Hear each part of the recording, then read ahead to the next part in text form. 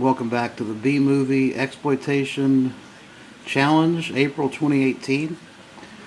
Day 6, the 6th of April, I got in one movie, which is 1969's Alive or Preferably Dead, also known as Sundance Cassidy and Butch the Kid. This is an interesting film because it starred Giuliano Gemma paired up with Italian boxing champ Nino Buenaventure. And Nino Buenaventure was a great fighter, and he had a huge epic battle with Carlos Monzon. Gemma and Buenaventure were good friends. In this movie, they played two brothers who were who's going to inherit $300,000 if they can prove they can live together for 6 months. It's really more of a comedy, a spaghetti western comedy. And unfortunately, Nino, I think, was a much greater boxer than an actor. It's obvious it didn't work, even though I think they did their best.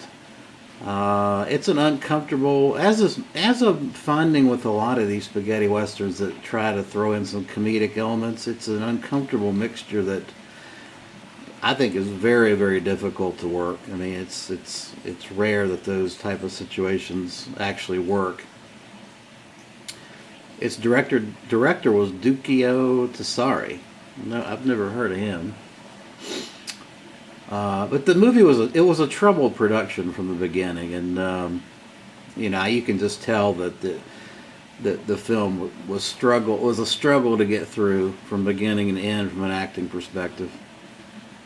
I give it a 4 out of 10. Next up is Yor, the Hunter from the Future, 1983. Now this film is just Italian cheese at its best. Directed by Antonio Margheriti and starring Reb Brown, former football player, and I think Reb Brown also was in he starred as Captain America in the TV series. The film it's actually one of Margheriti's most financially successful films, but it got terrible, terrible reviews. In fact, I think it got the Golden Raspberry Awards for 1983. But it is a hoot. It is a mishmash of prehistoric animals, aliens.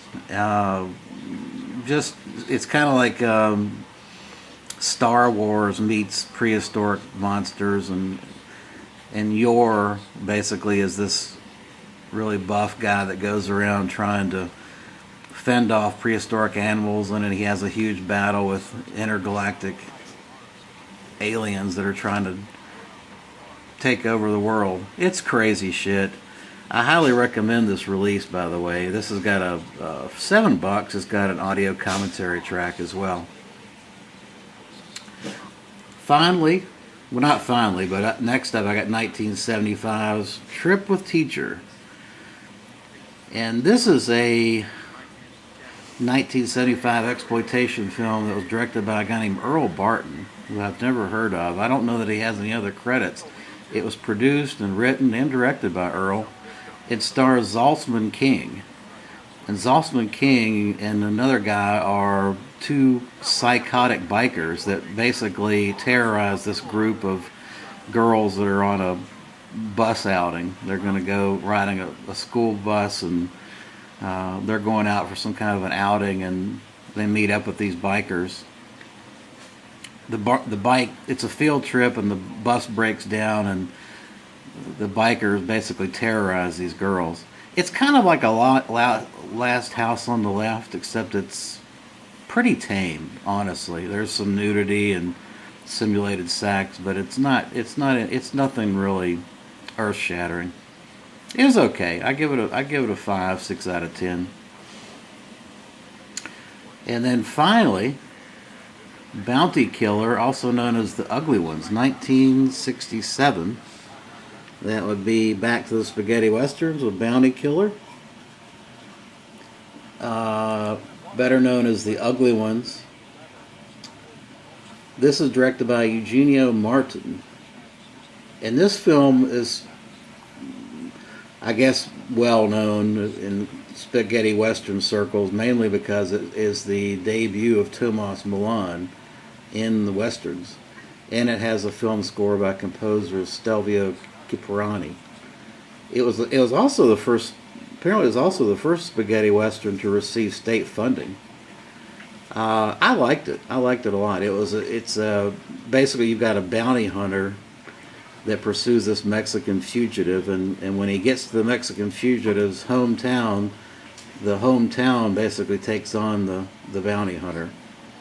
Thomas Milan is obviously a good actor.